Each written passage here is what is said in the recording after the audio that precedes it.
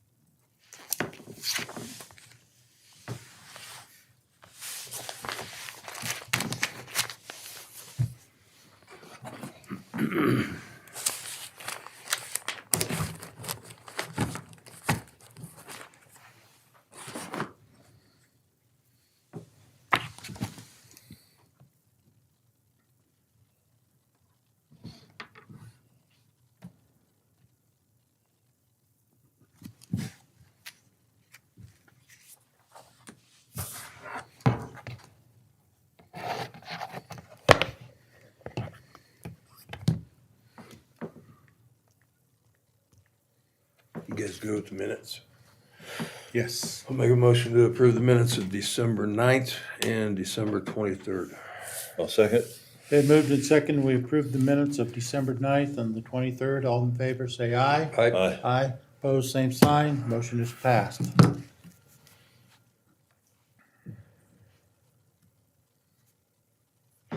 Make a motion to pay the bills, the amount of $276,161.03. A second. Been moved and second, we pay the bills. All in favor, say aye. Aye. Aye. Opposed, same sign. Motion's passed.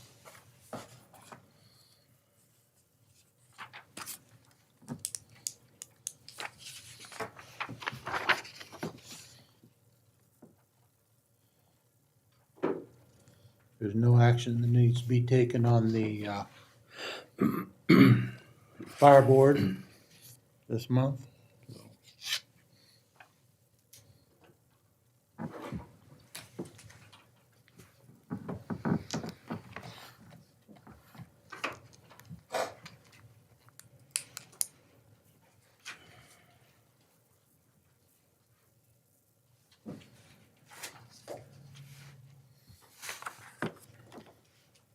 No business.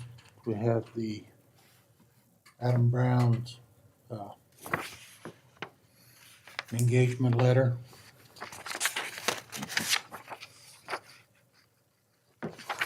Mr. Magnum, did you have a chance to see Mr. Brown's letter?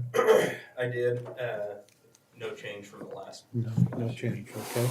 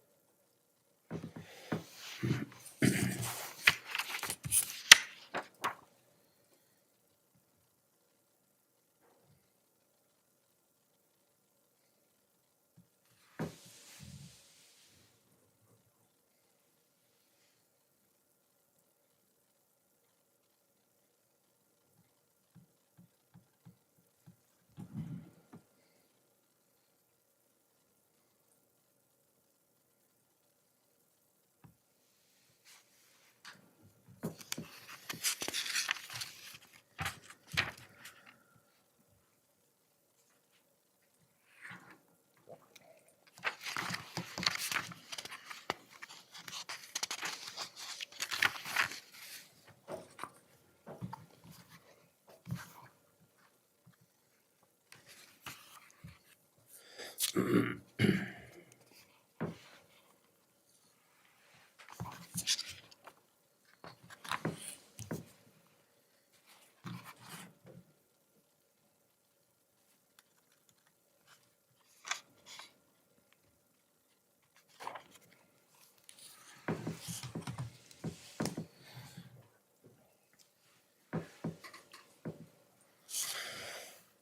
would make a motion to approve the agreement between Sherman County and Adams Brown for the upcoming year for audit services. I'll second that. Been moved and seconded, we, agree to the, a letter with Adam Brown. All in favor, say aye. Opposed, same sign. Motion is passed.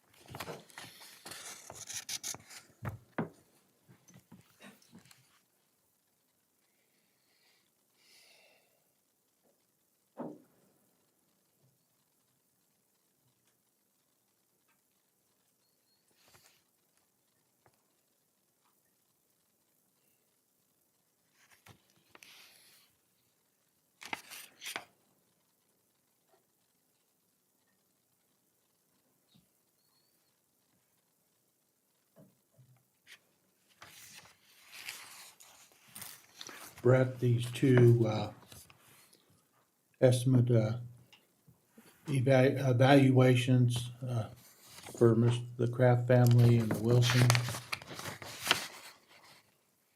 Oh, the easements? Yes, Yeah, I've looked at those.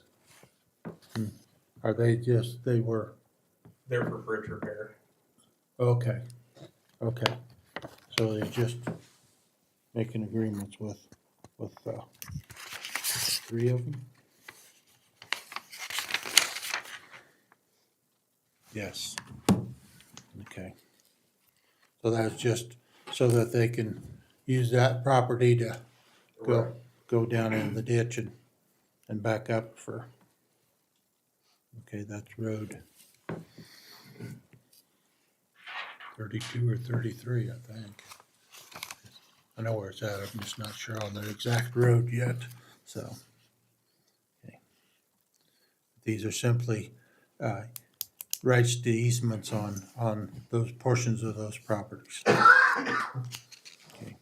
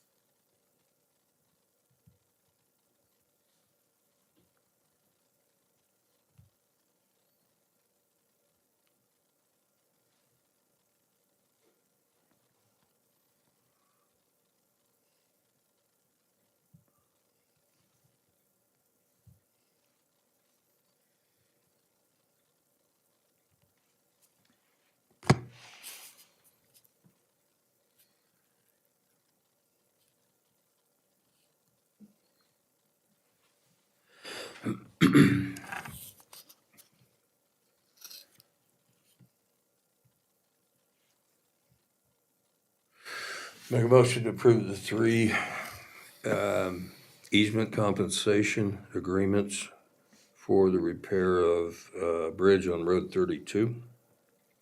Okay, I second that. been moved and seconded. We agree to the easement compensations on Road 32 with the three landowners. All in favor, say aye. Aye. Aye. Opposed, the same sign. Motion is passed.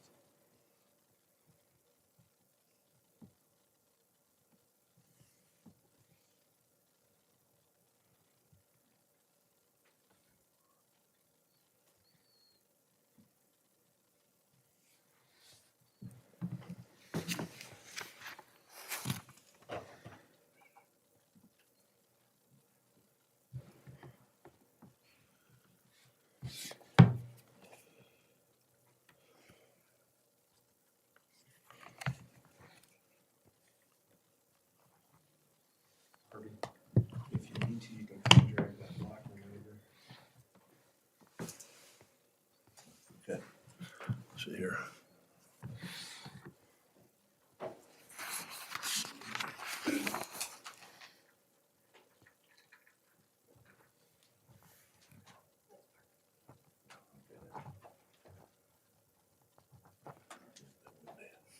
Thank you.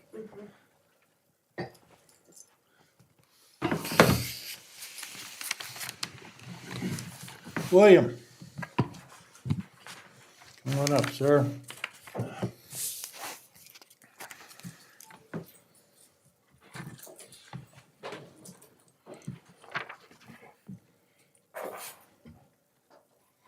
What do you have for us, sir? Well, I've been thinking about it, and I think we need to raise our rent and stuff up on our 4-H building out there for everything that we've done, to maybe make people help take care of the place a little better Okay, and help keep things clean. it's one. Right now, we are charging $50 per day and $75 damage deposit. everybody else that I've talked to,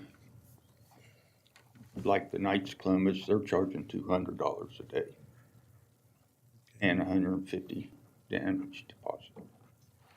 The Elks has went up Considerably. a bunch since it's went to the technical college. And it's, what I was told was about 1,500 for it. Yeah. Okay. And the Rock House is $60 a day, but they are only from 6 o'clock to 6 o'clock, is what I was told. Because they've got other things that goes on in there in the evening, supposedly.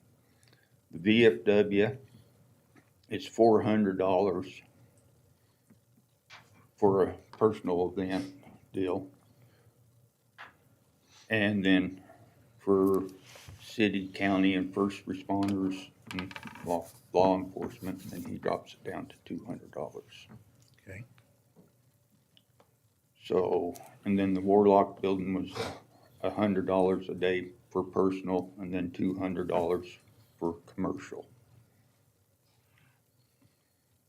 But I just thought, for everything that we've done in there, we've got all the new lighting in there.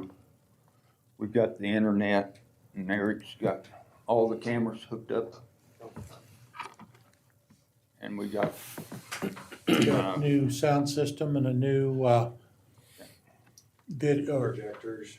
the projectors and everything, and screens on the wall. And we got extra plugins in there now.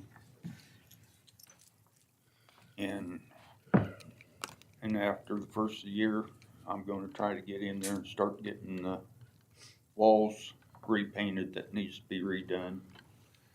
And then try to get the floor scrubbed and waxed to make everything, but this new lighting system has made it a lot brighter in there. okay, Well, the thing about those other buildings though, that you're talking about is, they have to raise money to keep their doors open. Right. And our building out there is already tax funded. You know, and so, I mean, people are already in a sense paying for a lot of that. Well, yeah, And to raise that on the public when, you know, when it's not a real necessary, I'm not for sure if that's what we should do, but I understand what you're saying, though. We want people when they rent that to take care of it. I'm not for sure if raising the money would actually do that. What about you just raise the deposit? Yeah, and that would, whichever, but What do you think, Kevin? Or a small amount, to cover some of the expenses. I figure if we Just kind of even went up- incrementally each year take a look at it and for I every, figure if we went up to $75 for both, then put the rent at 75, okay, but the deposit, and a hundred and fifty? You can raise the deposit if you feel like it, or whatever you want.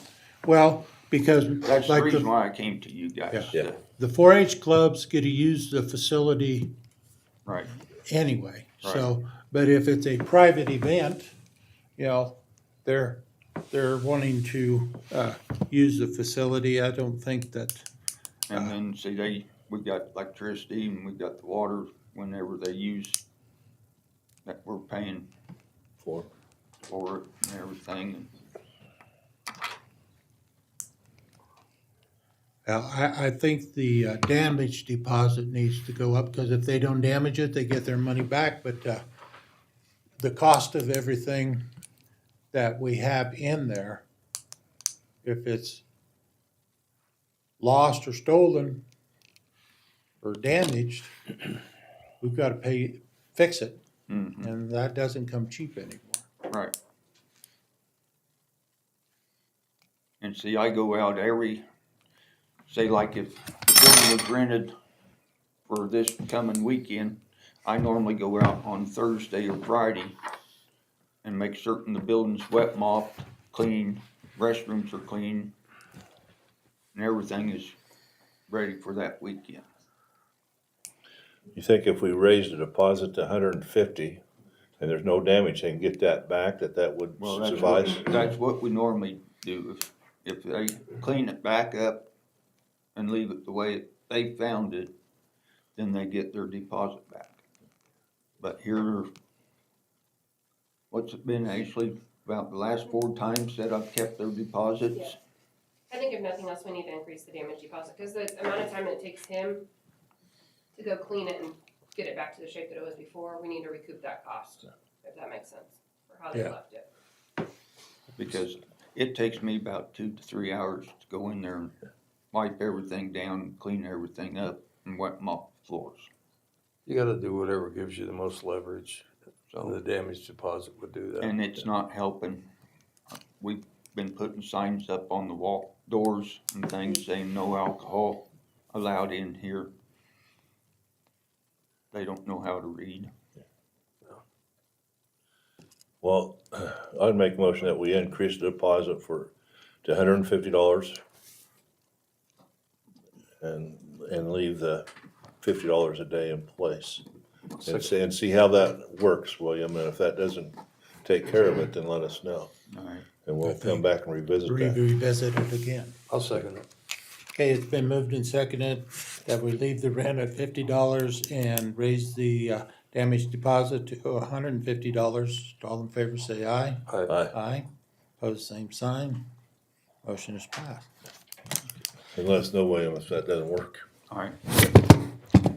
And there was one other thing I had a question about was I've got a school group that's wanting to use the building in livestock barn in February. Mm-hmm. And I don't know, they have never gotten a hold of me to say what all they're needing. But if they're needing the restrooms for a day or half a day, I don't think we ought to open the building up and allow, when it's going to cost us about $50 for antifreeze to go back in there and re-winterize those bathrooms when there's no heat or nothing in them either. What are they gonna be using it for? CFFA is having a early spring show. They're gonna bring livestock in for judging and competition, and then bring other counties in to possibly, for the judgings.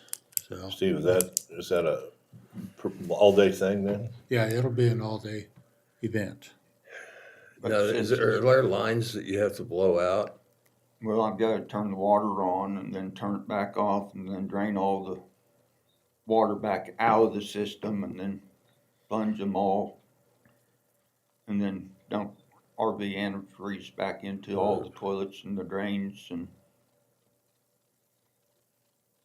Do you have a shop vac you can suck them tanks and, I do, but it's just as easy to shut the water off and then drain them and then take a plunger and plunge the water out of the toilet bowl as much as I can get out, and then I dump antifreeze in it. Yeah. And it takes about a case per bathroom. Awful hard to have a all-day thing without bathrooms, though. yes. Yeah, I just, I almost have to bow out of it because my granddaughter's one of the people in that that. organization that's wanting to use the facilities, and so.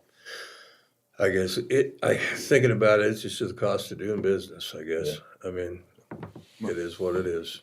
I just wanted to find out and let you guys know what it's going We to got, take. we're gonna try to work with everybody we can. I get it, it's extra work, but, All right, well, I just wanted okay. When you get ready to strip that floor, are you gonna get some help, to try to get some help to come out and help I you? would like to, but I don't know who all to get to even think about coming out to help. Makes it easier if you had somebody run the vacuum, wet vac while you're scrubbing that floor and everything, but I've done it before by myself and everything, but it just takes a little longer for one person. If we hired someone out to do that, to help them,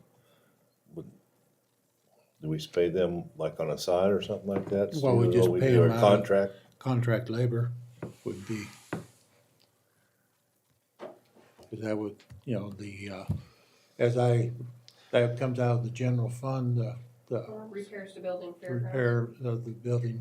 So if we can find somebody to help you, that would make your job easier and Do you think That- Johnny will help? What's that? Johnny that helps at the Catholic Church, you think he could do that? His knees are pretty bad. Yeah. Asking. He does We'll all see if that we at can- the we can Catholic see if we Church. can find somebody. All right, well, I'll I know I've tried to find people to help out on things, but But he'd do it himself, and he works kind of slow, but he does a really good job. Yeah. His last job really killed his knees, so. See if you can, see what you can come up with and, all right. okay. Okay. All right, Thank you, thank you, William. William. Thank you. Mr. Albright?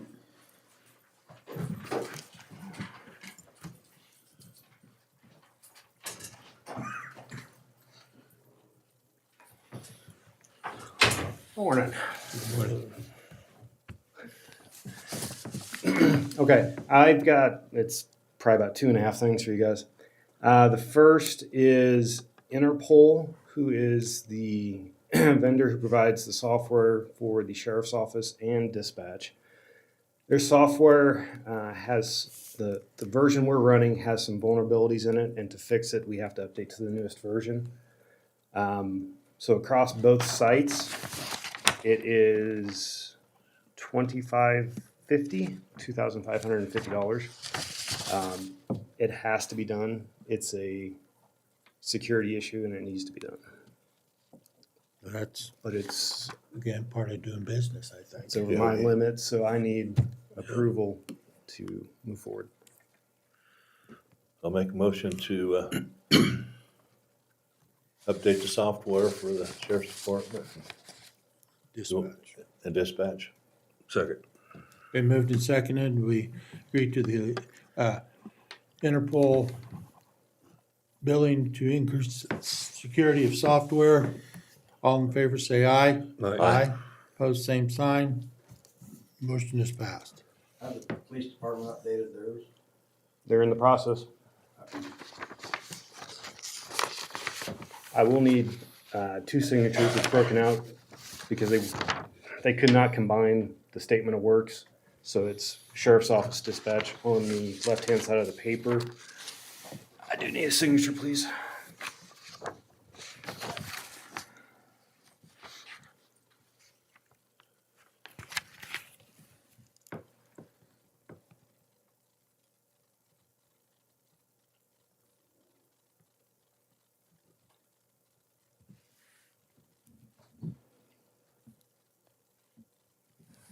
Do you need a copy of statements of work? Put it in with the bid. Okay.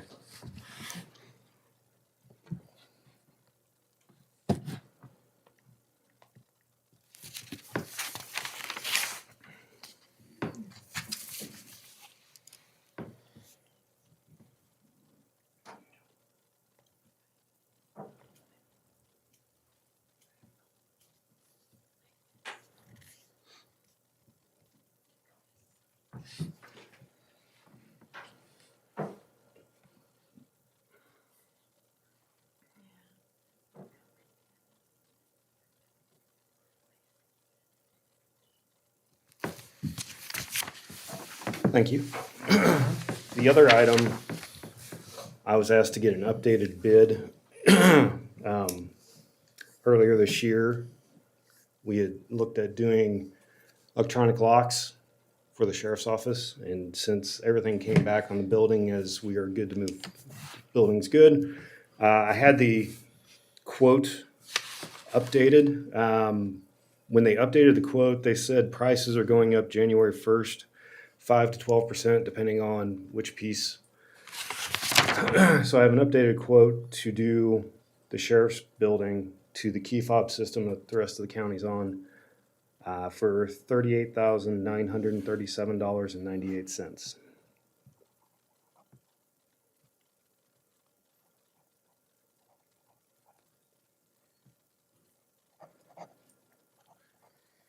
And that puts us on the key fob system, and then the only places we don't have it is landfill. Landfill and 4-H. Okay, And there's a small possibility that for those two sites, I might be able to source some used hardware. And so I might be able to get by with just buying licensing from Next Tech for those two sites. But that would finish off the county and we'd all be on the same key system. Yep. I'd make a motion to approve the quote there from Next Tech for the key fobs at the jail. I'll second. been moved and seconded, we approve with Next Tech for the key fob system. All in favor, say aye. Aye. Aye, opposed, same sign. Motion is passed. Okay, I'll see that.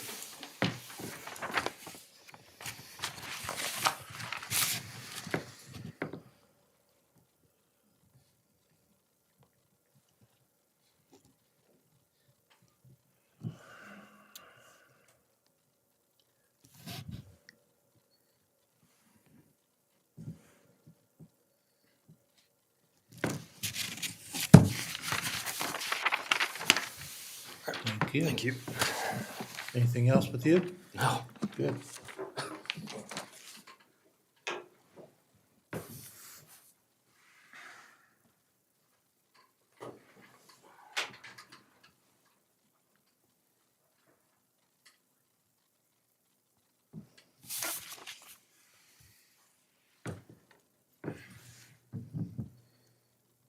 The other businesses aren't here yet, so.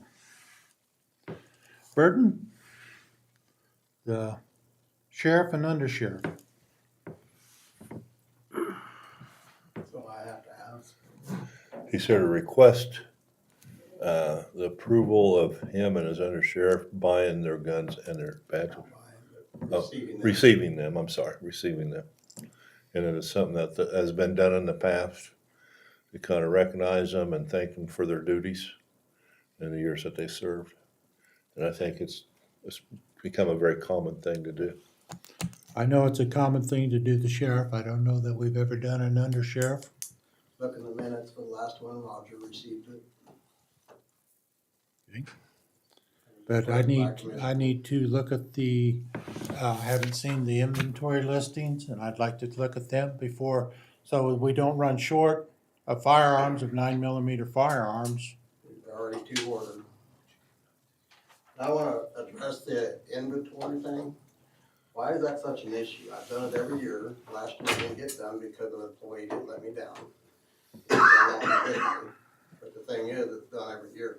Why is it such an issue now when it's actually due? Well, like you said, we didn't have one last year. We don't know You where had it we on the had. 22, 21. Yes, 20, but 19, all the way, I did an inventory on the 2013 that had never been done for years. And I inventoried all the guns that's never been done ever. All the guns that were in possession, I don't know how many there are, there's a lot that were in possession we found in evidence that were actually owned by the sheriff's office, and all that's on inventory, because of me. So if you're gonna try to accuse me of trying to do something illegal. I'm not accusing you of doing Well, anything illegal. Your attitude is. Well, And I'm so not it'd be gonna my have- attitude. So, I thought maybe this could happen as a thank you to me, but if I have to ask for it, I'll ask for it. And I said, I have no problem. I didn't remember that we gave Roger, but we did. Jason Showalter received his gun, Well, that was before my time. doesn't matter, What does? didn't ask.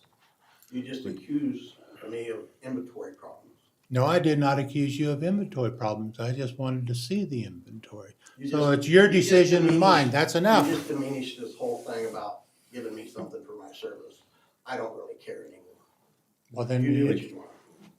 okay, thank you. We'll look at the inventories. Ask The Ashley questions, for it. are Ask there Ashley any other? for it. They're right It- there. Well, I will look at them when I get the opportunity. We've got other business to do at this time too. We'll look at all the So this isn't inventories. our business now, you brought it up, now it's not. I have others. I didn't know it was sitting there. I can look at it, but you know, I'm not gonna skim over it in 2 seconds and say yes or no. Do you want me to show you the Glock 9s? So you can make sure there's enough there? There's actually 4 in my safe. I just asking questions. I don't think we I need to told be, you something and you won't believe it. I don't think we need to be going here. You guys, yes, I have no problem you guys getting your guns and your badges for your service. Absolutely no problem. As far as the inventory, that'll be gone through. If there's a problem legally, whatever, when the new sheriff takes over, he's gonna have questions, whatever. Brett, you can maybe allude to that. I don't have a problem with There's your answer. I don't either, I think. it. I'm not taking them without emotion, because, I mean, you'll come back and say, I stole them. No, I'll make a motion to give Sheriff Penalto, Under Sheriff Varney, their weapons and their badges as a token of appreciation for service. Thank you. I will second that. Been moved and seconded. All in favor say aye. Aye. Aye. Pose same sign. Aye. Motion is passed. We have any other equipment that is going to be disposed of that's in the, like we have a dog. Is that gonna stay with the sheriff's department? It never belonged to the sheriff's office. It actually belonged to, But we've housed it and fed it and trained it. That's, If you haven't, you haven't housed it. The dog's been in my house or at,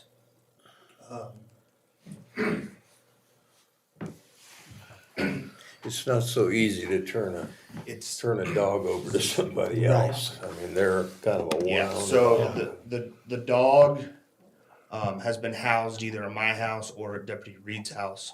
Deputy Reed currently has the dog, Okay, and has been working with the dog. Technically, when the dog was given personally to me. okay, I've used it at the sheriff's office, trained it on my own personal time, and we've also went to certification. I've hosted certification here to alleviate some of right, because he had that out at the fairgrounds yep. and some out of Michael Dorn's. correct, to alleviate some of the costs of having to go to other places. Okay, Montgomery County came all the way to our training. If you don't know where Montgomery County is, take the state of Kansas, Well, all the that's way in the easy. corner right in the bottom. It's literally a 7.5 hour drive to get from Montgomery County to But us. As far away as you can get. As you far had as ways you Seward can County come, get. Seward County, we actually had all 4 counties of the state here. Sherman County, Seward County, Montgomery County. We had some people from Kansas City area. We had about 13 dogs here. We had a really good turnout for fall conference. Fall conference, you only get about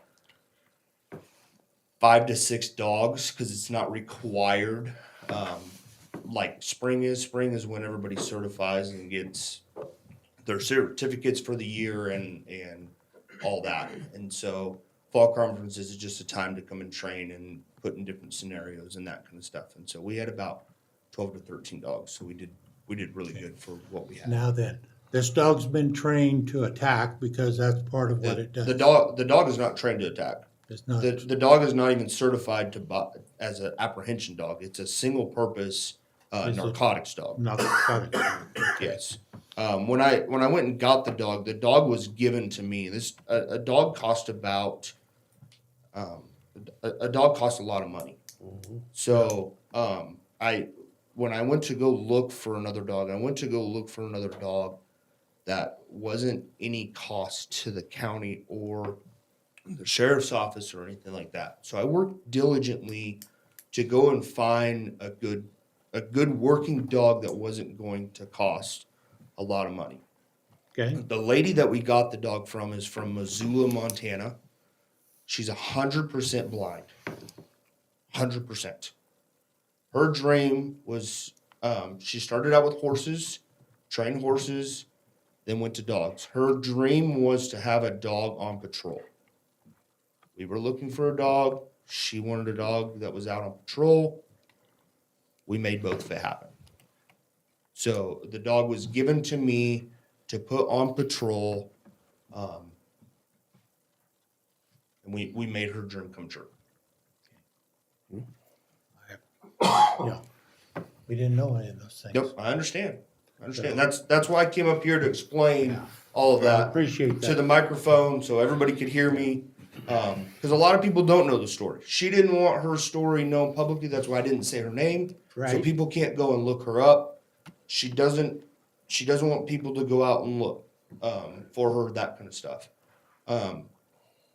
So that's the deal behind the dog. All right. Well, I think it's, I mean, you see this a lot, even in the military. You see the dogs are retained by the handlers. And I don't have a problem with that. As far as Drago goes, he's been retired and Blaine adopted him, Gator.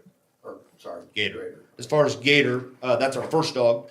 That's the one that- He's 14 years old. He's up there. He's blind. He can barely hear. Yeah. He just kind of moseys around the house, doesn't really do a lot. But he has been retired. I have adopted him. He's at my house. He's hanging out Did on the the two couch. dogs get along? They do get along, yes. Okay. Yep. So Gator just wants to lay on the couch and enjoy his happy days and be left alone. That's right. So some other people can attest to that, but Yep. a couple more weeks, right, Rod? So Yep. All right. thank you. Well, we don't have a motion for that. It's his dog, right? Right. So we don't even have to make a motion. It's his. Well, I think it'd be the best. Well, I'll make a motion that he's allowed to keep his dog. Second. Been moved and seconded. Blaine can keep the dog with the other one. All in favor, say aye. Aye. Aye. Opposed, same sign. Motion is passed. Okay.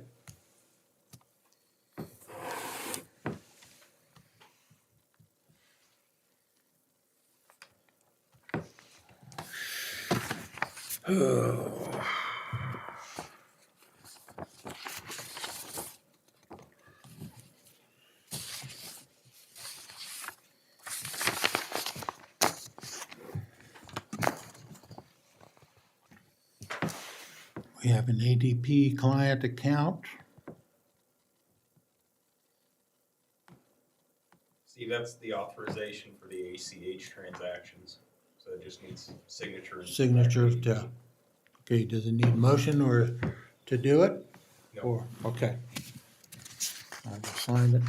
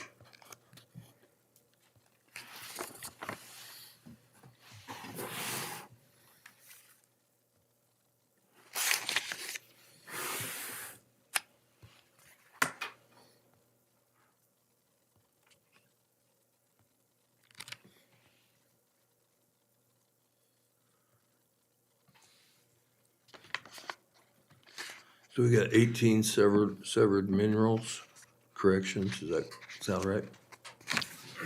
So what those are, for whatever reason, they all either sold or expired, had past due taxes on them. But when they transferred, it didn't get changed in the system, so the new owner or the surface owner has been paying the taxes, but we have past due taxes for like a 2-year stretch or a 4-year stretch. This is just the final cleanup. You'll notice they all have expired. Yep. 2007, 2015. Right. 17. Yep. Okay, I'll make a motion to approve the tax roll corrections for severed minerals, all 18 of them. I'll second that. Been moved and seconded. We approve all, tax roll corrections. All in favor, say aye. Aye. Opposed, same sign. Motion's passed. You can sign these because there's some that There were are some like, others that weren't submitted. okay, Yeah, there's some are real estate, personal property. yeah. I don't know how many. Because there was, one that the minerals sold with the land. And then, owner sold the truck and notified our office in 12/10 of 24. So, taxed the wrong part, partial. Okay, there was a severed mineral mixed in with the others here on the personal property, so there would be 19 severed mineral so far. Okay, But usually you guys just go by the numbers at the top. It's like change order number 2024 dash whatever. 188. And then, so that would be the furthest back one. Yeah, Okay. The one at the But top. see, the other mineral orders were 223. You can do them all together. Okay, I can do them. So the one on the top is the highest number. Yeah, it's 249. Then the lowest, you want the lowest number? The lowest number is 139.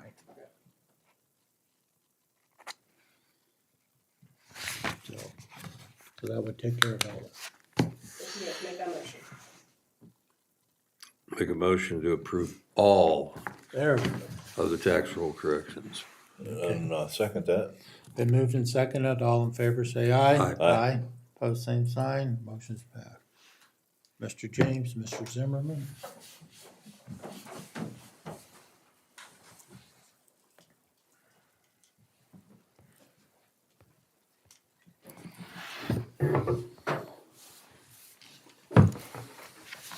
Morning.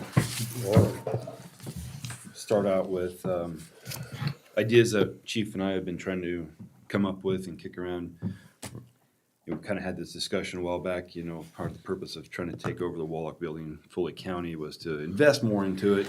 We kind of see where that landed with us, but we are needing to make some updates and some changes in that building. And one of them being, we want to remodel a room to be more accommodating for our shift captain.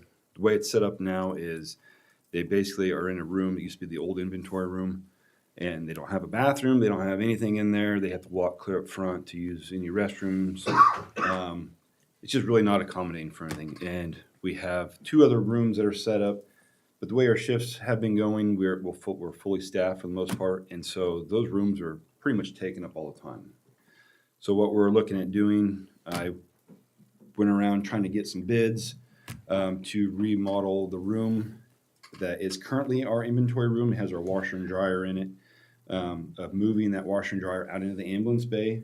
So that way we're not tracking soiled or dirty items into our living areas. They can stay out into the ambulance bay. Converting that room into a actual shift captain room with a bathroom and a shower. And then moving our inventory room back to where it was originally. I don't know if you remember that, Mr. Everett, back to where it was, where it's actually a more secure room, actually sheetrock ceiling in, and it would be more accommodating for our That's the inventory one, system. that's the room on the west side. Will become the inventory room. Yes. And the one on the east side, or the sink, and, cause it's got, It's already got some it's plumbing. got the Mhm. plumbing in it to handle the, putting a restroom in is just, Correct. There's and gonna be some piping, some concrete cutting, redo some plumbing lines. The only hiccup we came across, I hit up as many as I could as far as contractors.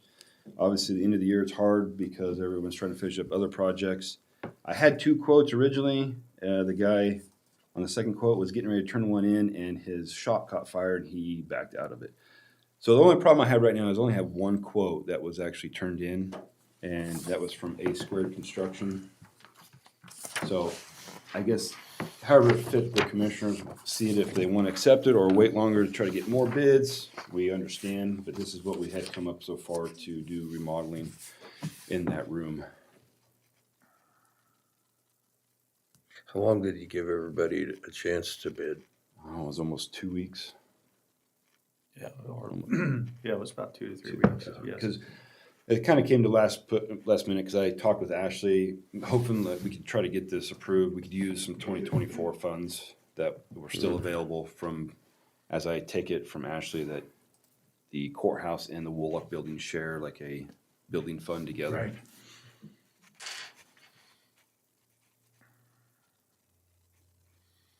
Well, if it was put out for a span of time to allow people to bid, and that's, you only had 2 come forward anyway.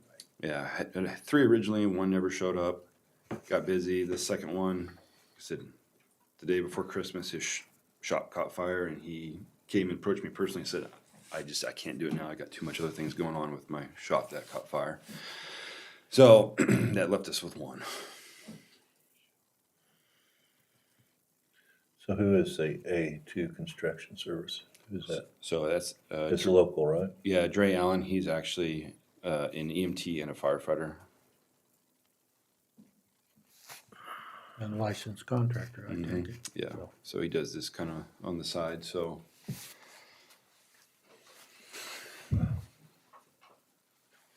3 weeks, that's pretty good.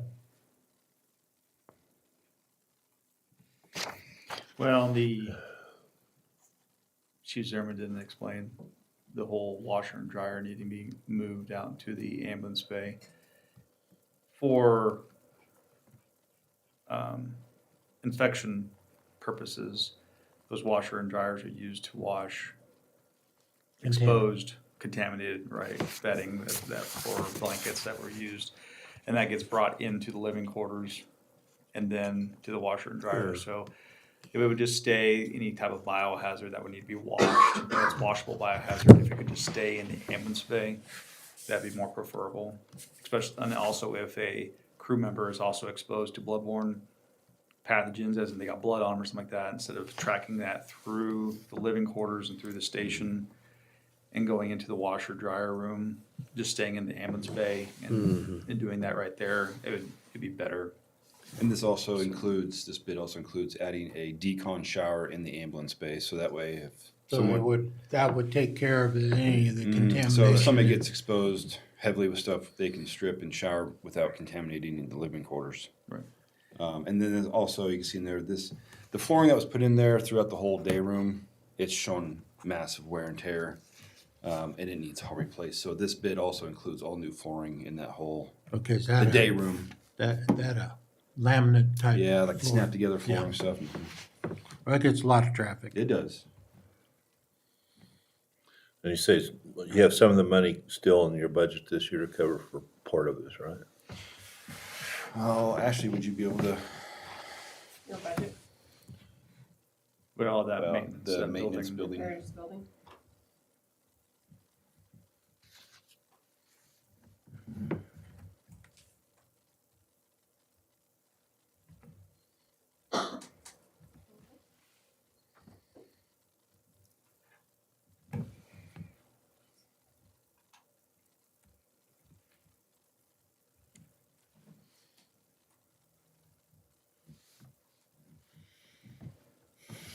Right now, for repairs to building courthouse and Woolock building, there's 53,000 left.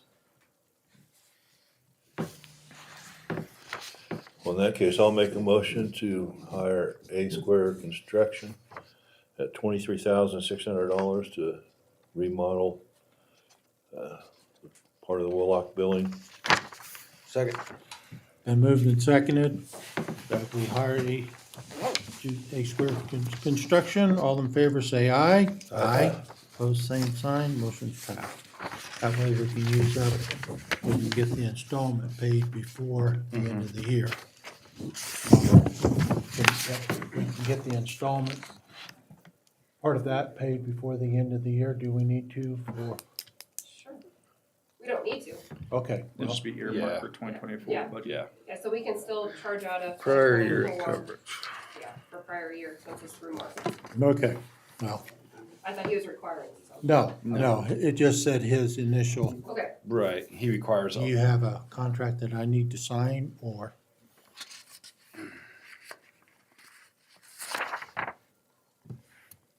To be on the backside of that. Well, this one was just the front, but yeah, he can sign. Do I put? So Mr. Everett would sign the top. As the chairman. And then actually need a copy of that. I got a second one too.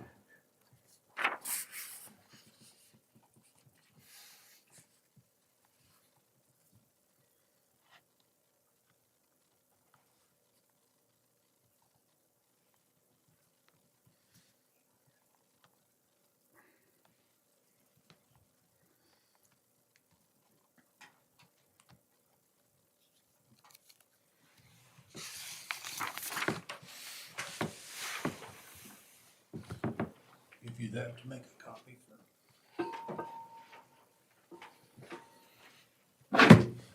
There's trip wire there. Where is Steve? That's all right. Okay, is there anything else, gentlemen?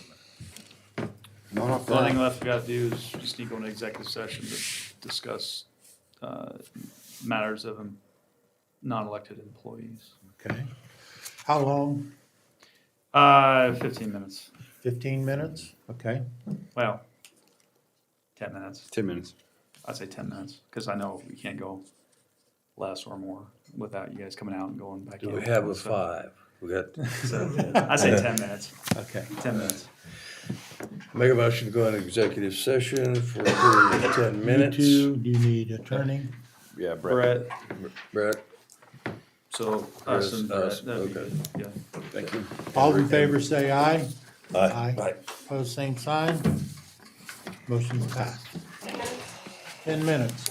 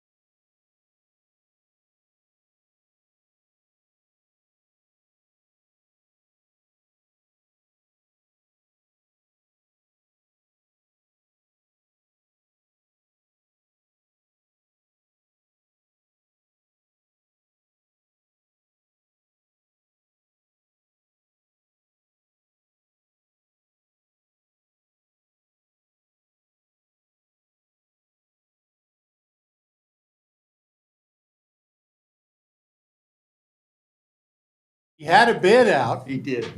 Meeting of the Sherman County Board of Go Commissioners by. comes back to order.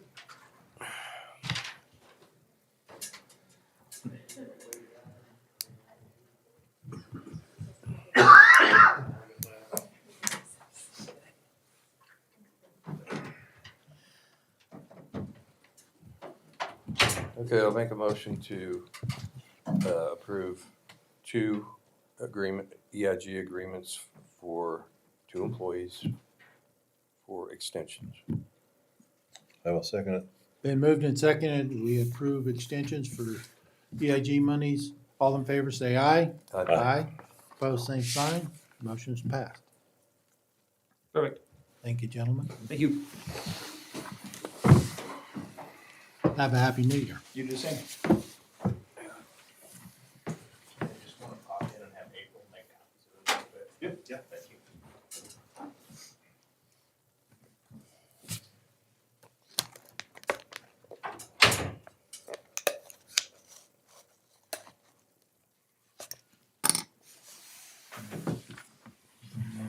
If they're stapled together, yeah, they're stapled together, so. Take a look at some. Take a look at some.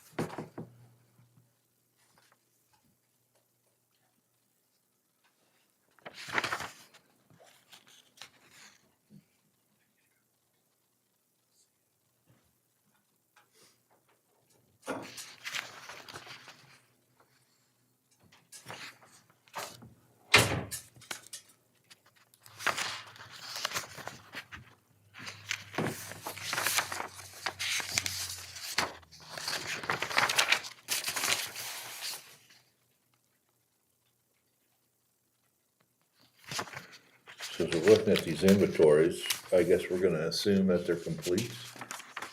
I mean, That's what, I I'm mean, I looking don't at think I this, would know if that something was left off. this one here.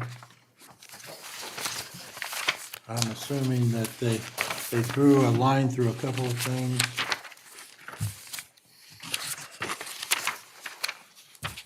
Where did I see it? Like a refrigerator, so it must have went out or something in there.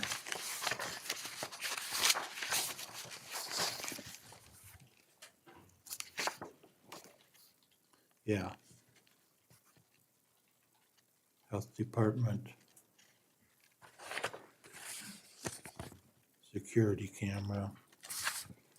So if they drew a line through them, they're no longer on In there. in the facility.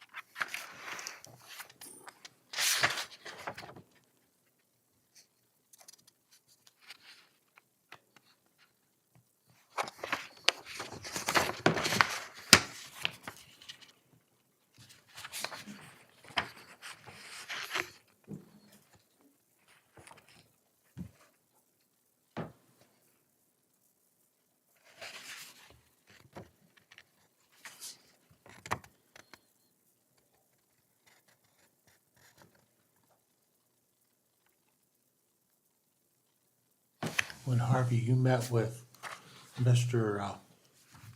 DeBoer, Yes, and he said it's all solid, right? yes.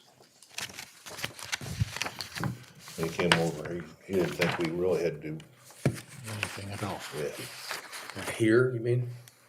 Or at this jail? At the jail, Sally Sally Port? Port.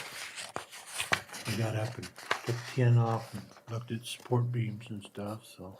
Okay.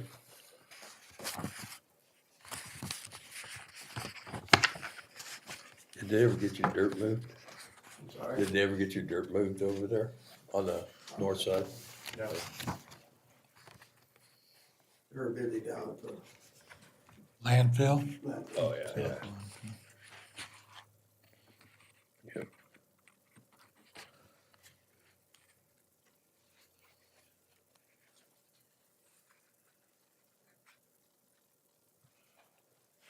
I'll have you look at this, Kevin, you probably know more about this than that. Inventory for the fire department. Oh, yeah. It'd probably make more sense to me.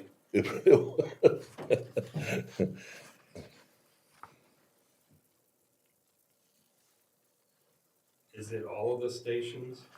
Is everything complete? Yeah.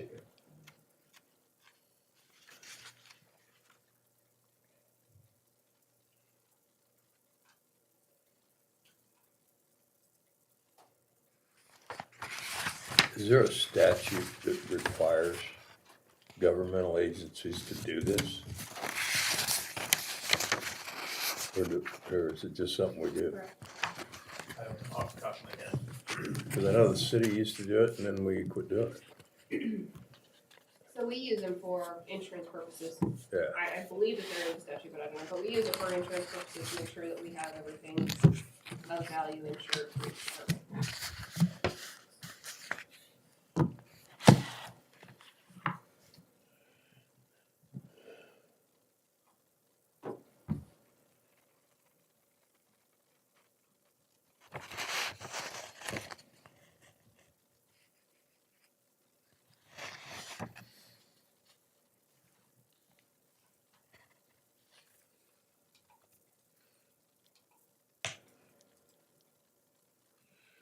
You know, one of the things that we talked about, when we have something that we have to dispose of or get rid of, the procedure to do that. Yep, that's right. How we wanna deal with that. I don't know, Kevin, how do you want to deal with that? Make a motion, Ron. Make a motion to defer that to Kevin?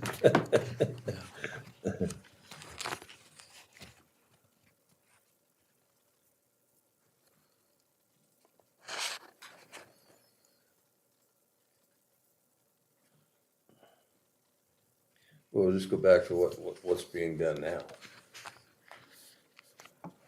You know, Yeah.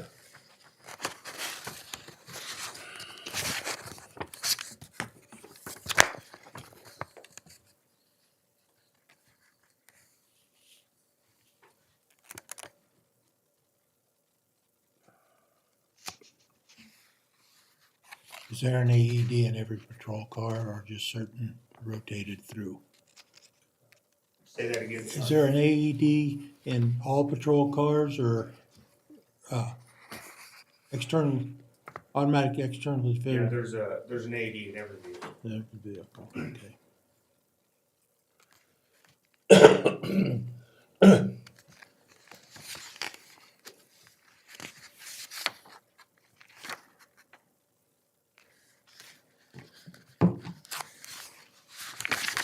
Right. what about the fire trucks? You got them? They're AEDs? No. No. No, I don't because think they they usually have- run an ambulance with fire calls. Yeah.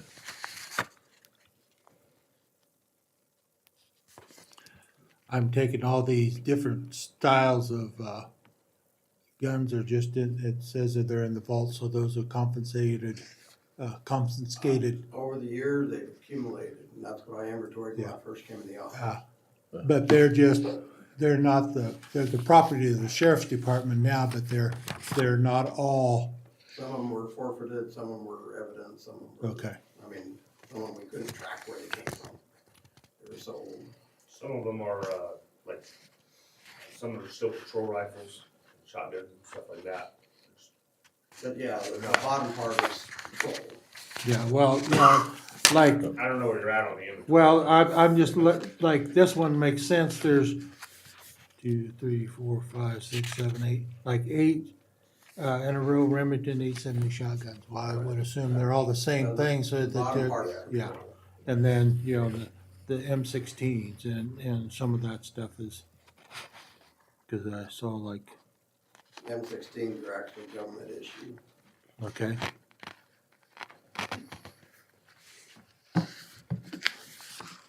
To answer your question, Rod, yes, it is required. Good. Each county officer and head of department or office of each county shall make a personal investigation, inspection, and inventory of the kind, amount, location of all property owned by said county and located in or under the supervision of such office or department by December 31st to the clerk. Good.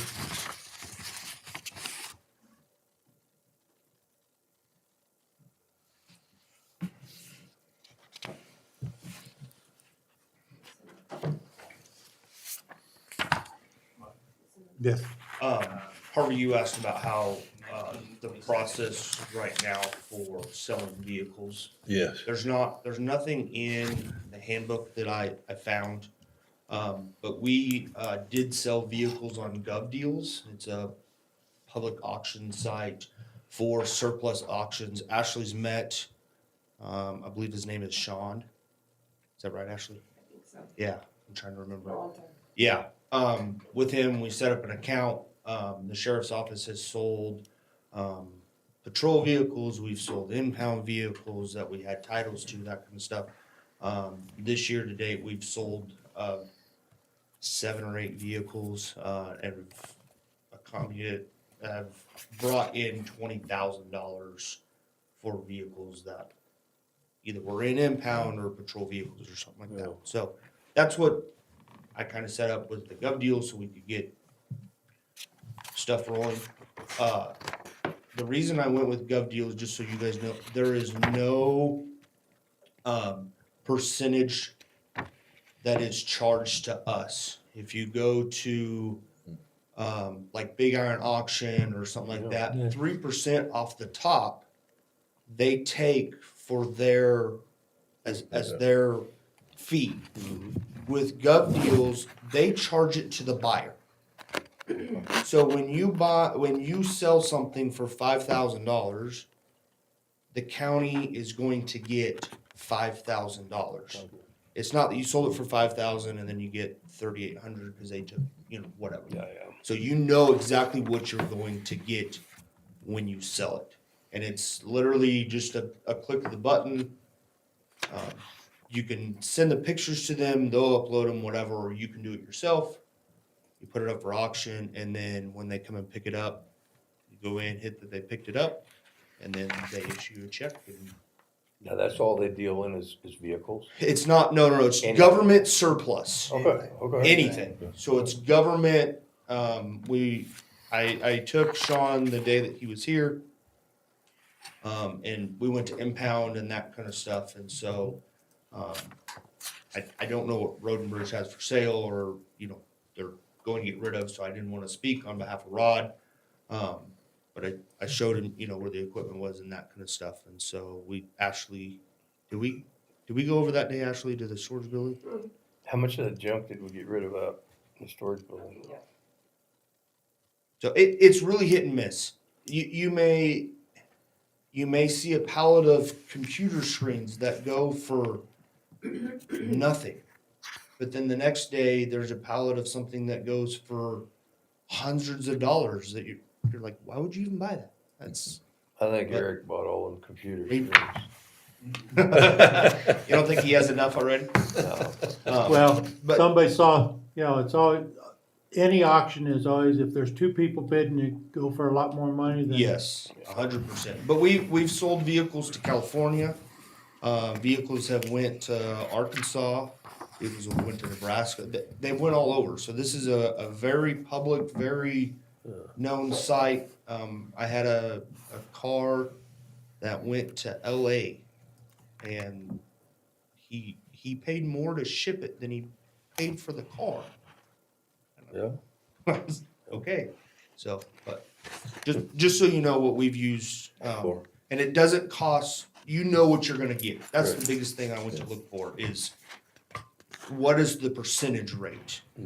So when we know what we're gonna get. All right, well, thank you. Thanks for the info. The question is, where do the funds go? You sell a vehicle, should it go back into the vehicle budget? Or just go out of that to begin with? Or general fund?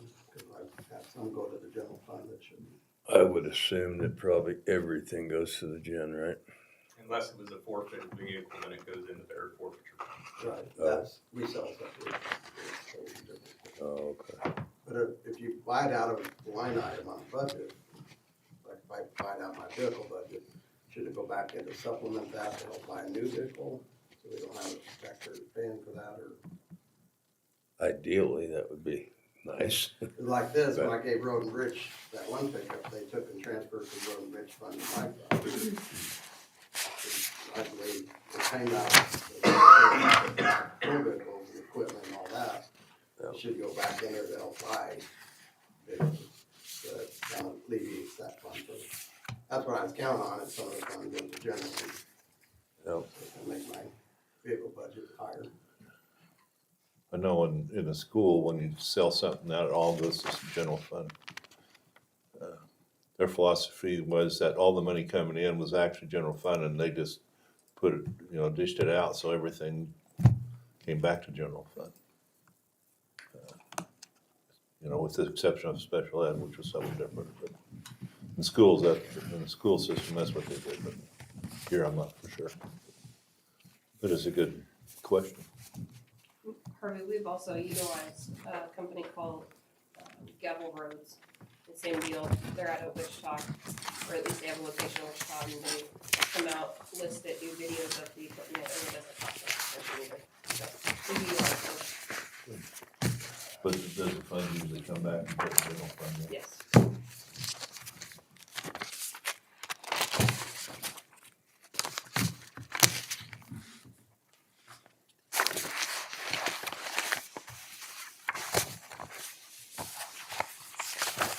Mrs. Stanley.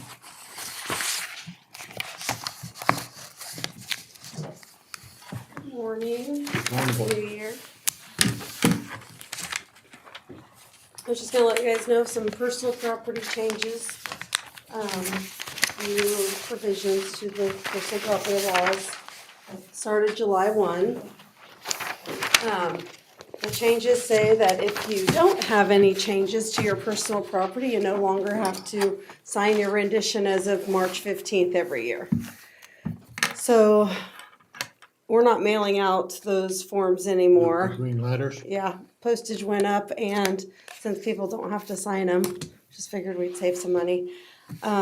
If you have any changes, you still have to turn those in. So, and most personal property, not all, but most of it is prorated on and off the tax roll. So if you sell something mid-year that used to be, if you owned it January 1, you got the taxes for a full year. Now, if you sell it in May, you only pay taxes for the months that you owned it.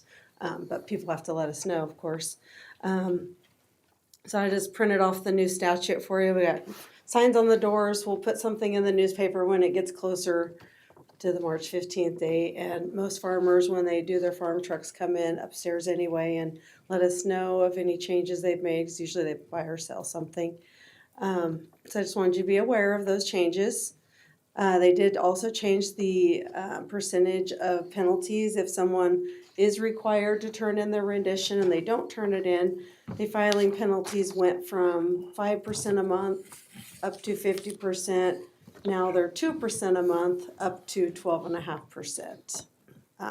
Our software is still trying, CIC is still trying to figure out how to do 12.5%. So, hopefully we don't have any of those. The 0.5 is causing a little bit of an issue. But just wanted you to be aware of those changes.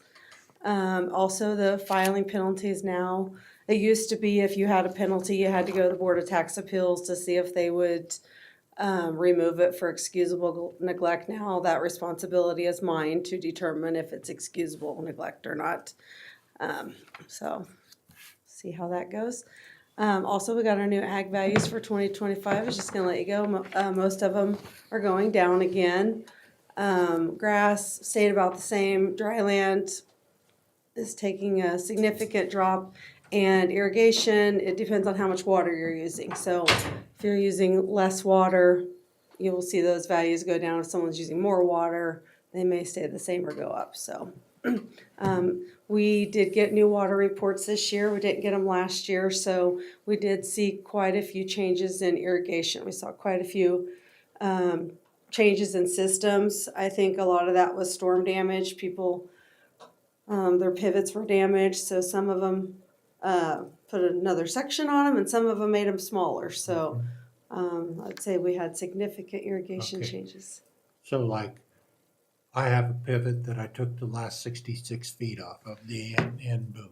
Do I need to? You might let us know just in case we didn't catch that one. We had new photography in 2023. I think it was September 2023. So if it showed up on the map, that this is, I don't know when you did it. I'd have to look it up myself Okay. now, but If it was on the aerial photography, hopefully we caught it. And then when those water reports, so when you have to send in your information for your irrigation to Water Resources, and it asks you how many acres you're irrigating and Right. acre feet and all that good stuff. We look at that too. So, Okay. and then if I we might see come some up- that have a discrepancy between what we have and what the map has and what the water reports have, we go out and drive by those. So yeah, we might check on yours just in case to make sure. That it's in that irrigation timeframe. well, it's so small that, So, might be at the minimum. it's a glorified humidifier system is So, what it yeah. is. So for 2025, we will see those ag values go down again, probably, as a whole.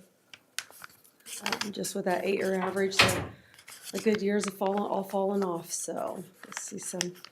And I just want to tell Rod, thank you for your service. This might be the last meeting I see you, so Yep. know you guys have a You hard won't see job until and next year for sure. appreciate what you did for the county and all the hard work, so. Sure, appreciate it. So, yeah. So, guys have anything for me? I don't believe so. As always, if you have any questions, you know where we're at, and if you have any taxpayers that have any issues with their values or whatever, have them give us a call and we'll go over their information. And Steve, check with me on your Yeah, I might irrigation, come so up- make sure we have it right. Yeah. And, March 1 every year, we send out a value notice on all real estate, so that 30-day window between March 1 and April 1, that's the time where we like for people to come in if they have any questions, because then there's no tax dollars tied to it. And if there's any, say we have our acreage wrong, we can fix it with no problems. And so, So this is rented properties, but I own the sprinkler, so. oh, okay. So, yeah, just afterwards, let me know what the legal is. I'll look it up and Okay. see how we have it. We do have a few weird irrigations in this county, which when we first got here, I had to call the state, where people have a well that pumps into another well to get enough pressure and stuff. So those all have to get worked differently than most of them. But I have one for the first couple of years, I messed it up. It was like you're doing 1,000 water rights, and you do them all the same, and then you have a couple. It's like, oh, gotta pull those out. So. Well, I know a big section machine that they windshield wipe. Well, if you they move the one stop 15 feet. Well, that doesn't sound like much, but on a half a mile, that's a lot of acres that it Yeah, opens up. and if it has different soils, each soil has a different value. So yeah, it's amazing how some little change like that can really change the value. So yeah. Okay, well, thank you guys. Thank you.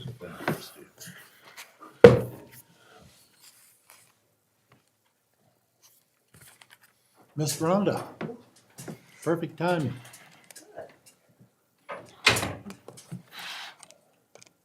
How are you all today? Good. Well, Good. Good Oh, morning. cooler drive, wasn't it? Yes, it At least you was. didn't have to fight that wind like yesterday. Oh, yesterday it was not fun. I think Eric had made the comment, he went down south and the car made great gas mileage going down, but it made up for it coming back. Yes, So, I can understand that.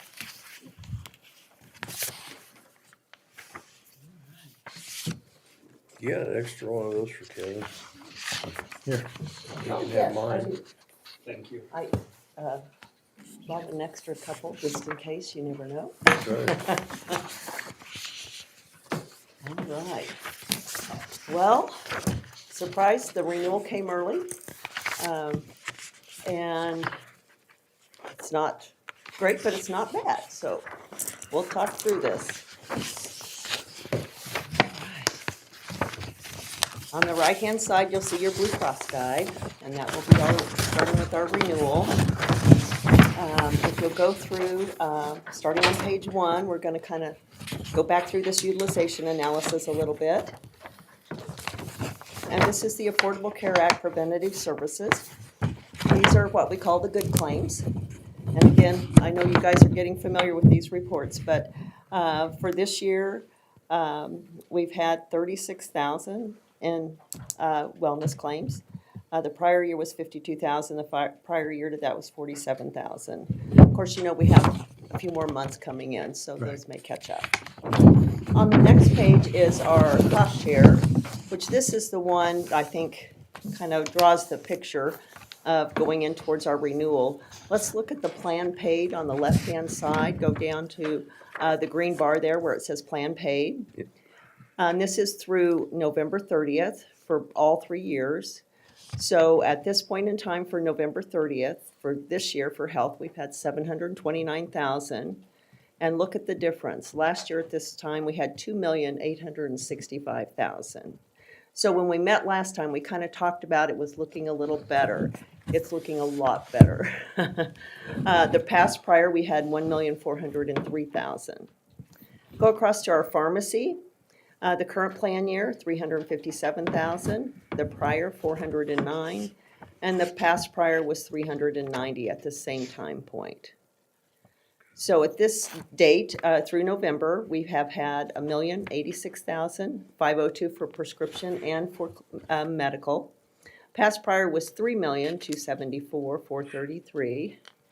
And then the past prior was 1,794,132.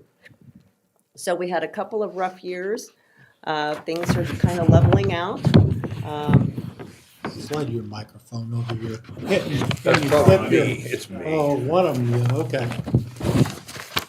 There we go. On the chronic conditions on the next page, these are noted on the left-hand side with an asterisk of the services that are available from Blue Cross and Blue Shield of Kansas for anyone with those diagnoses, that they can help, with them controlling their condition and assisting in any help that they may need.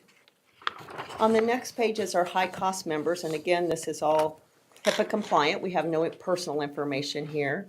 But if you'll go down, you'll kind of see, again, the different claims that we've had over the year and the past prior and the prior. So it goes on down into page 5. And we have some term people, and so those come off over time. Page 6 is your top diagnosis. These are the claims that you've had, for instance, 79 preventative claims, hypertension, you've got 23 members, back pain 21, just kind of letting you know where your dollars are going and for those diagnoses. On page 25 are our top providers. Can I go back to the, Yes, stop. on your preventative care one, do you have years past, are we doing a better job of prevention or? The only way we can tell that is looking at that first page. Okay. And again, we're, kind of neck and neck on those preventative things. Right now, we're at 36,000. Last year, we were at 52,000 at this point. But everybody's wellness checkups fall at different times. Yeah. So, when we look at this next year, we may have caught up to that 50,000 or somewhere in between there. But you've had, for instance, 36 preventative checkups this year, and you had 53 last year. And some things you don't have every year, Right. on those preventative things. On page 7, again, your top providers for pharmacy is your Walmart pharmacy here. The Accredo Health is where it's a prescription that's a high dollar prescription, kind of a specialty medication that's coming from Accredo Health, which is who Blue Cross and Blue Shield uses. And they mail those high dollar prescriptions directly at a lower cost to the employee and to the plan. So those are our two highest claims right now, the prescription drugs. And your medical center here in town is getting well used. It's your top 3 there. And then the Bryan Kearney Hospital, and it just starts going down from there, who your providers are, your top 25. On the next page, you'll see our claim stratification, and we kind of started talking about this a little bit, this year, a little bit more, a little bit at the end of last year. We've had 18% of your people who've had no claims, or 43 people, which is great. 0 to 1,000, you've had 102 claims, members in that area, and 1,000 to 10,000, 63. 10,000 to 50,000, 23, and we've had 2 over 50 and 2 over 100,000 this year.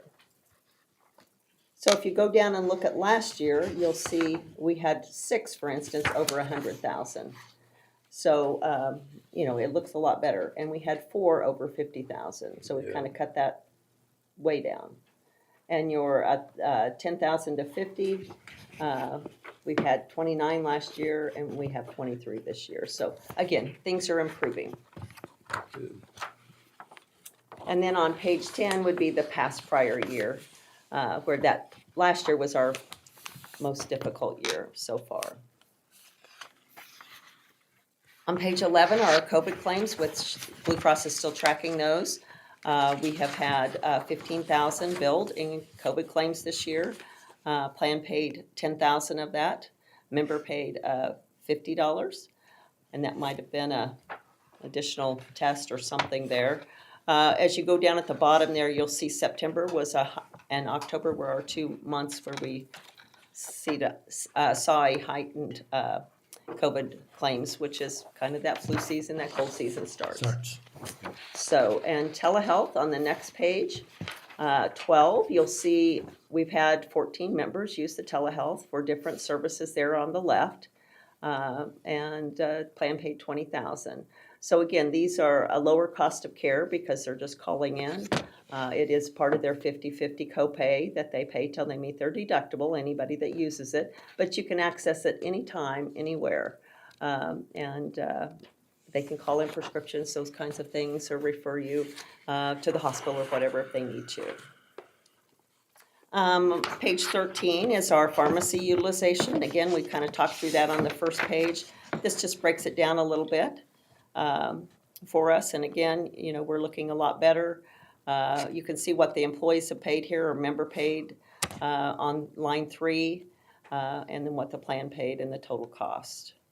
So again, we're quite a bit down on our pharmacy, which is an expensive part of our plan, so that's nice. On page 14, on our dental, we are way down. Last year we had 61,000, and this year we've had 40,000 in claims. So again, different years, just depending on how many major services people have. But again, we've got a little bit of time left in the year, and people go for those cleanings same time of the year, those kinds of things. So, and then your top dental providers are listed on page 15. And then on page 16, we've got the pharmacy in there twice. I see. I don't know if you guys do, but I do in my guide. Our average age is great with your group on page 17. Your average age is 31. Blue Cross's average age is 36. So you're way under the Blue Cross average age for this year. You have 51% male and 49% female. So overall, things are looking better. And we're going to go through the next part will be our renewal. Any questions on the utilization analysis, guys? Okay. On page 19, this is our monthly stop loss summary. And this tells us kind of the story of where we're at as well, but now we're getting into the numbers. We have a $40,000 individual stop loss. Anything over that, Blue Cross and Blue Shield picks up. So if we go down to the yellow line kind of in the middle of the first section, you'll see we've had 5 specific stop loss claims, or 5 members have went over 40,000.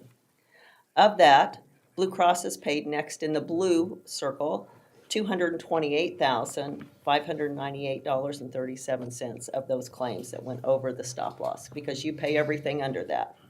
What you've paid so far this year is $892,542.03.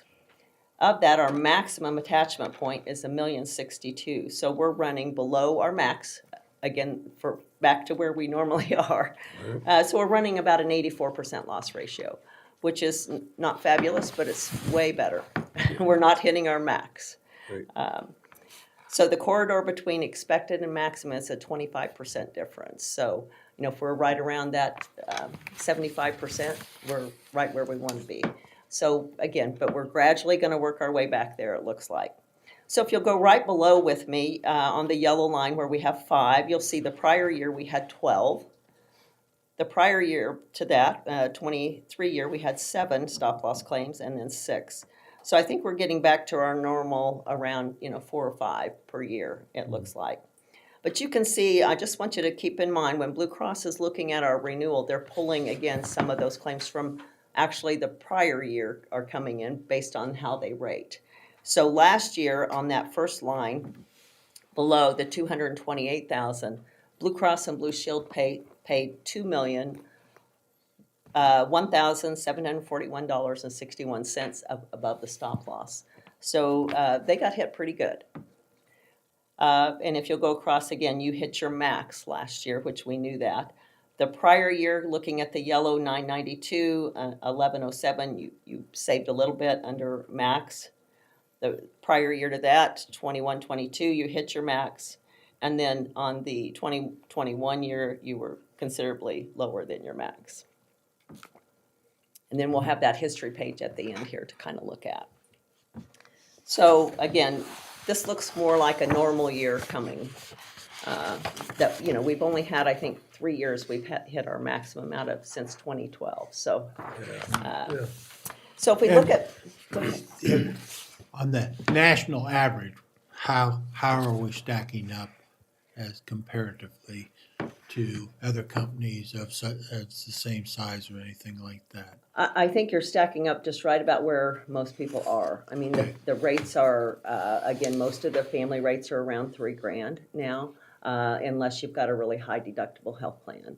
And you have all stayed grandfathered, so we've kept the out-of-pocket at $1,500 for the employees, right, and $3,000 on a family. And again, that's helping. It's so far helped us save money. The prescription copays, we haven't changed anything since 2010, and that was the regulation when it came out. If you changed anything from 2010 on your plan, you would go non-grandfathered, where our maximum out-of-pockets in some cases are over $17,000. Mm-hmm. I mean, they just keep going up and up and up. And it's rare that you can hit it, but you've got some that would have hit it just based on our utilization that we've had. So I think when we look at that history page, Stephen, that'll kind of kind of let you see how it's worked for you all. On page 20 and 21, I've highlighted some things in blue. Where you see blue, that's what Blue Cross is getting. And I think this is what you'll see when we get to the renewal. B and C there under number 3 are what we pay for stop loss with Blue Cross and Blue Shield. There's no change in their admin fees last year. And then there's no change if you'll flip your page over. I hate it when those don't come out side by side. But when you turn that page over, you'll see that our admin fees stayed the same going into the 25 year, but our stop loss went up quite a bit. You'll see that aggregate stop loss went from $11.99 to $13.45. You'll see our $40,000 stop loss per individual went from $254 to $341. It's what really bumped up, and that's due to the costs that Blue Cross paid last year, the $2 million, and what they paid out this year. So I mean, that's again, and their stop loss is pooled, So their pool is running pretty hot as well. Yeah. So, because that's the biggest jump I've seen with stop loss with Blue Cross in quite a while. So when you look at that, your build charges were 620,000. Of course, our counts are a little bit different. The new year, it's gonna be 829,000, so that's our biggest change, to me, is in that stop loss, from what, reviewing everything. So kind of keep that in mind. Again, it's, claims are claims, we can't, really, pinpoint everything there, but we can pinpoint where we're at on that stop loss. So that's going up quite a bit. So we're going from last year about 1,900,000 to our max cost at 2.4, or 1,700,000 was our expected, to just a little over 2 million. But the way we're running, I'm hoping that doesn't happen. I'm hoping we're more around that expected level or under, which is, where we've typically been. The expected level is where Blue Cross thinks you're going to be. That's based on 100% of what your history is telling them. So they're thinking you're going to be at the 2,960,000 is your worst case scenario, but that includes the fixed cost. The claims for expected are 1.2 million. Last year they were 1,087,000. So,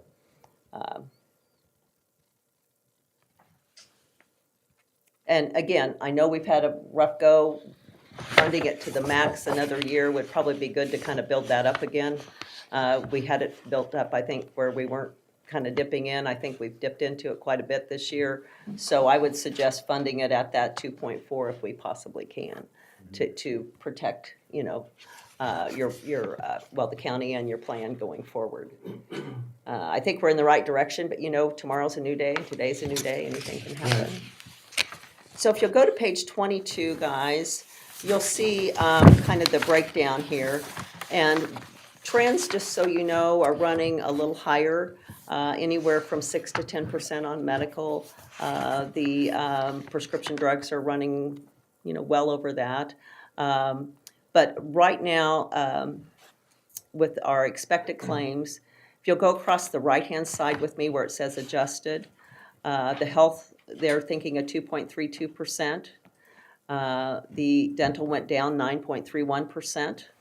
The drugs are 21.42%. And again, that's just due to the cost of pharmacy, which is going up. So that's looking like a 6.4%. So when you average that out with admin fees and everything, Blue Cross is looking at 7.31% increase, which based on our year last year and that 2 million that they are kind of had out of their pocket last year, I was extremely pleased to see nothing more than that. I will tell you, I've delivered my first 55% increase this year. Ooh. I haven't seen that in a long time. that I mean, would back in the 90s, we had some of those that were quite frequent, but 55%. Let me tell you, That makes them scream. Well, it was, and again, they had a couple of those big things like your group has had.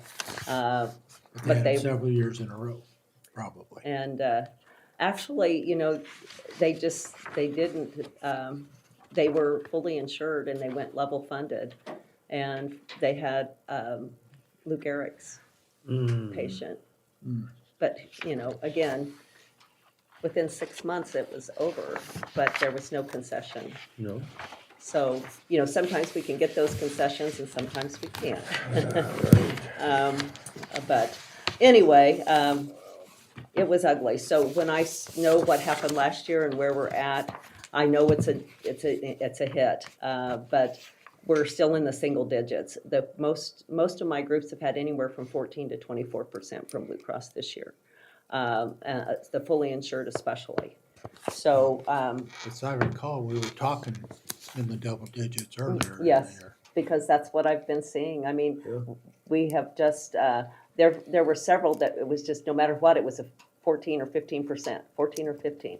And then we had a couple of 24s and 28s, 24, and then that 55% about knocked me off my, I tell you, it was. That gave you heartburn just thinking you had to Well, drive up and tell them. And yes, and when we did, it just, and they had to take a pretty high deductible. Man, I mean, hopefully nothing will go, no one will have to deal with that, but And next year we can look at going back down, but it's hard. We had a couple people that had to get off the plan. They just couldn't even afford the option that we chose because it was still in the, double digits, so. And that's really hard when you see somebody scrambling to try to find family coverage Yeah. that they can afford. And that was the hardest part for me because I can't help them. Anyway, that's kind of where we're at. We're at a 7%. And again, you saw our stop loss where it went. And again, the pool's obviously running a little toasty.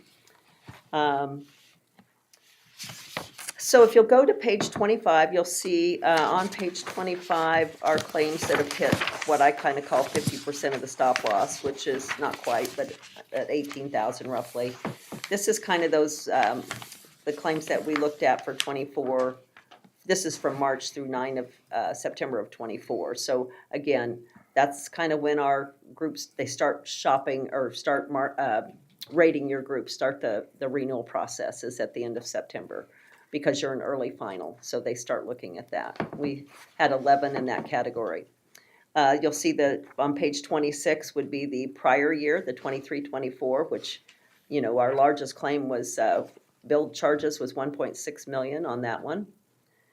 And then in the past prior, we had 1,132,000 was our highest claim. So we've had some pretty good bumps in the last 3 years. Yep. And then the last page is the kind of that history page that I just keep adding to, guys, from when we started self-funding, which was in 2012. We started with a $30,000 stop loss. We're now at a 40. Obviously, the higher the stop loss, the less we pay for it, and the more you keep in your fund. I'm not recommending we look at a higher one just yet. I would like to stay one more year at a 40, and then if we have a good year, kind of see what the difference in the premium is. We looked at it, I think, the year before last. I just want to see things calm down. I think you guys know me. I'm kind of conservative and want to keep it, especially till we build that fund back up a little bit. So if you kind of go down, our fixed cost, that first column, the $741,000, just so you're aware, that is the money we pay to Blue Cross for stop loss and for admin and to cover those processing and paying of claims. The expected claims are where Blue Cross thinks we're going to be. The maximum is that 25% corridor. That again, anything between maximum expected, you pay that until we hit max. Once we hit max, Blue Cross is on the risk for your whole group for the rest of the year.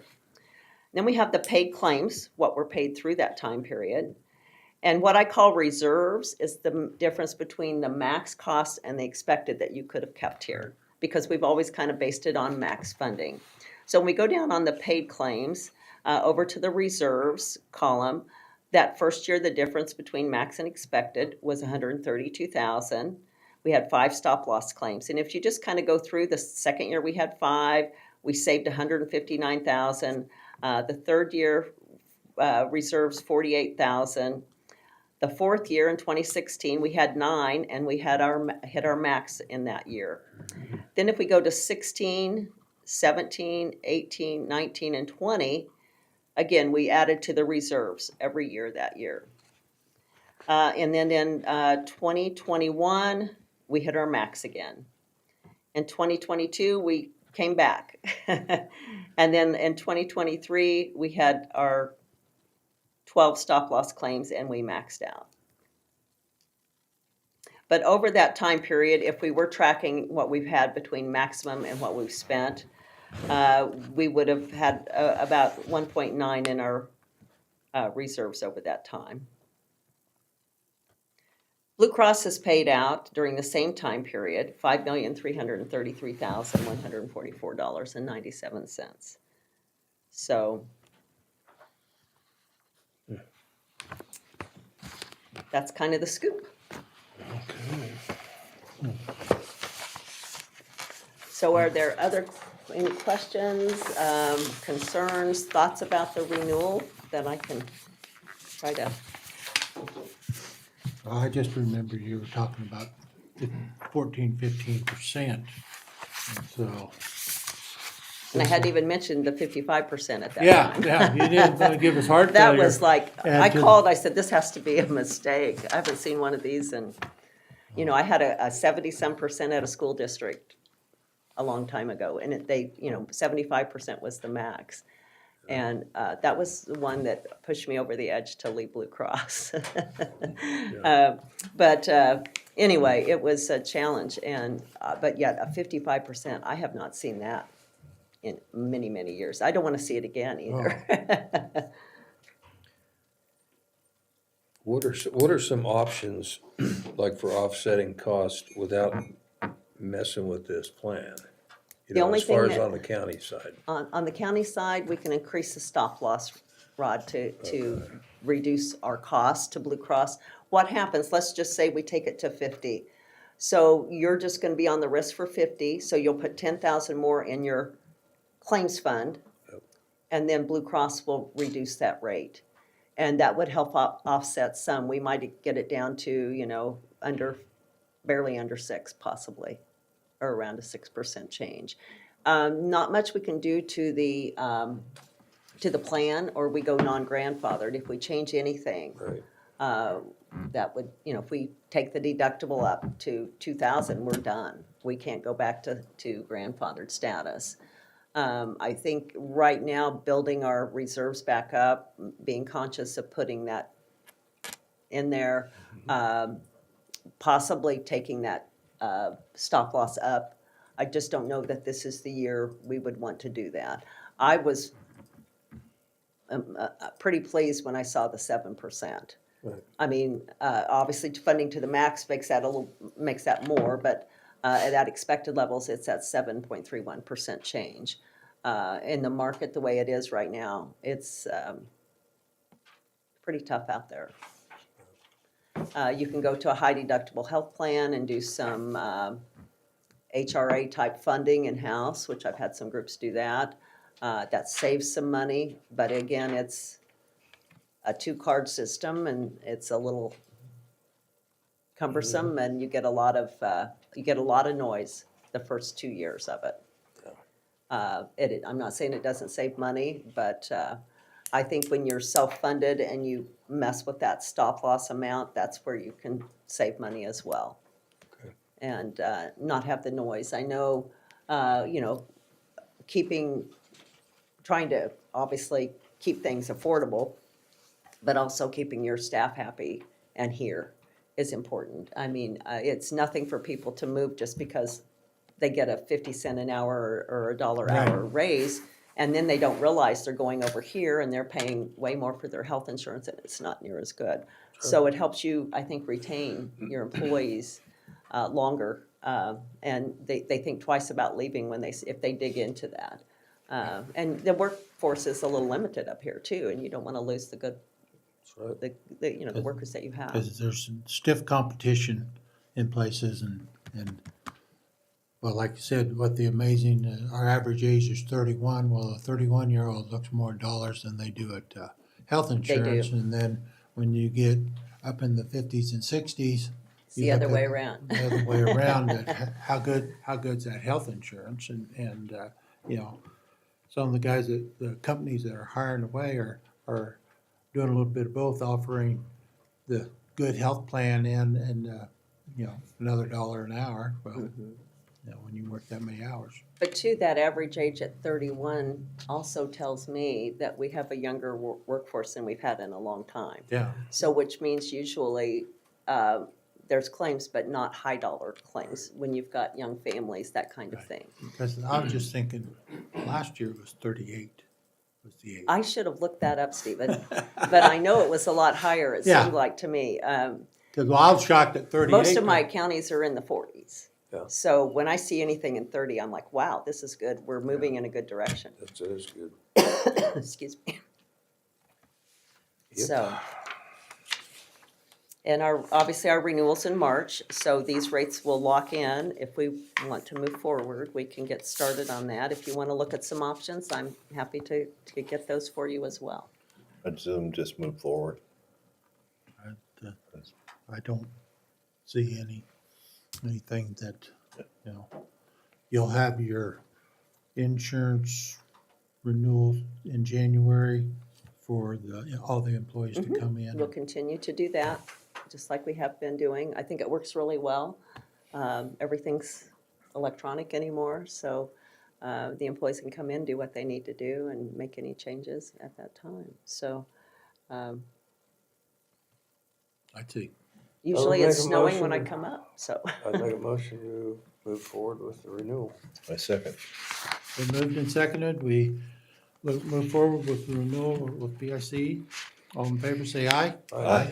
Both same sign, motion is passed. Okay. I have a couple more things for you guys. On the left-hand side, I just brought you a little calendar. On the back, in case you forgot, it's got all the holidays on it, so you can plan your time away. New Directions is a plan that we put in place, if you remember, for mental health. They have branded with Lucid Health. It's just a rebranding.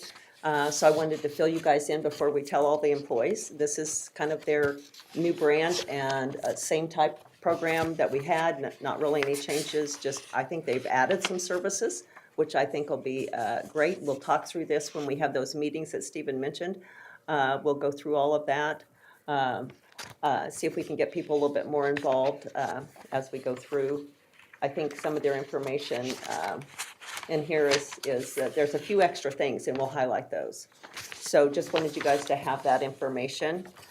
Behind that, you have our PIC news, and just basically kind of what's happening. Again, Ashley gets this every month, the Live Well, Work Well. If you guys want any of this information, we can add you to our email campaign.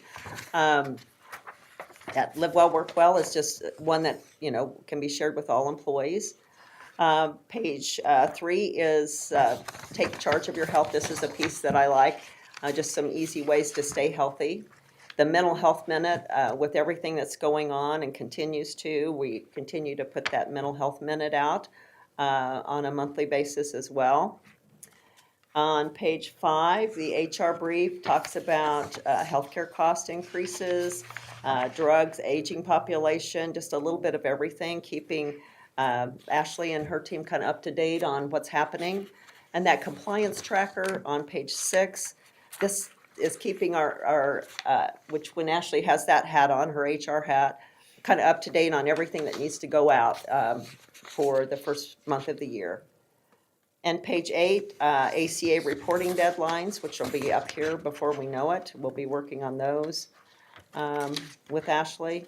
And then the last one is our benefits buzz, which again is just giving you information on the mental health side. The PCORI fees are being adjusted, and again, the new mental health parity requirements that take effect in 2025. So we have a calendar book for Ashley that goes through everything that happens all year that keeps the county in compliance on the healthcare side and other things for 2025.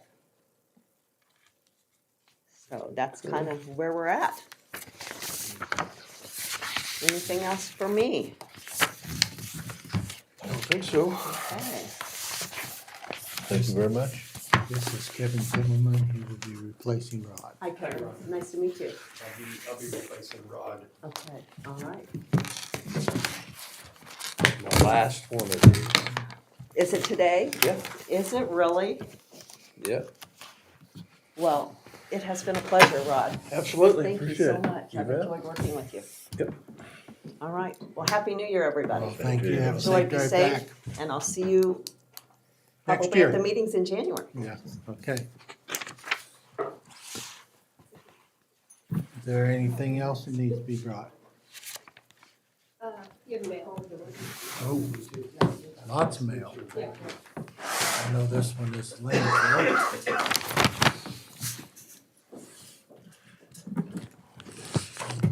Stock waste management, High Plains.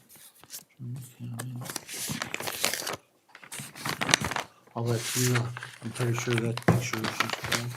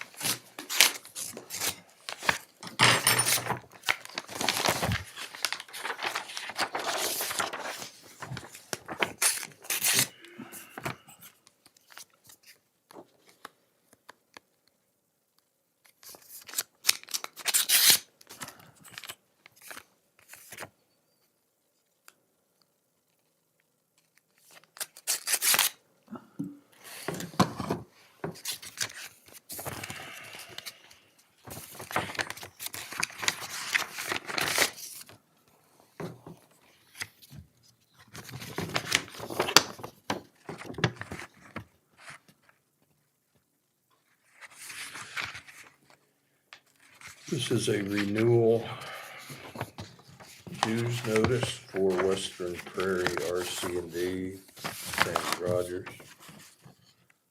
and the amount of $500 for the 2025 annual dues.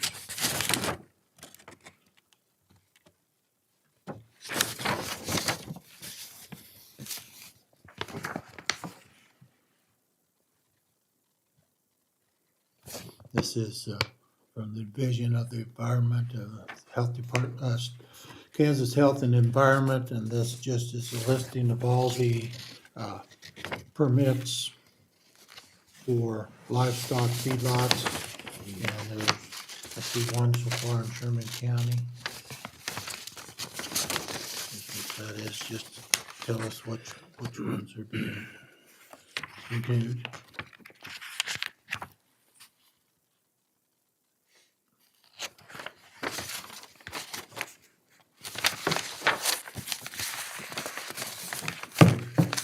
This booklet from the National Association of Counties on AI, artificial intelligence, and how it's going to impact local governments. This is a winter newsletter from Historical Society.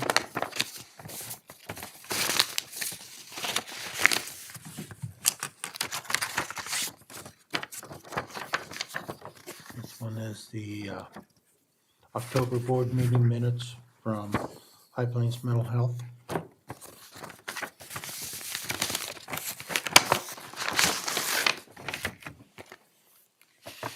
These are the KDHE permits for the landfill for permit 209 and permit 0794, which are both the Sherman County landfills.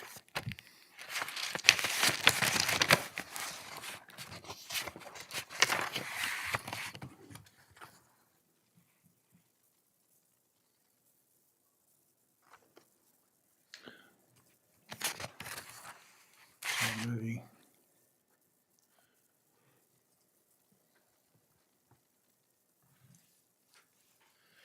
I would make a motion to renew our dues with Western Prairie Resource Conservation and Development Council for $500 for 2025. I'll second that. Been moved and seconded. We renew our Western Prairie RC&D. All in favor say aye. Aye. Aye. Opposed, same sign. Motion is passed. Okay. These are generally consistent with historical sampling, so both of these are in good shape on the land permits.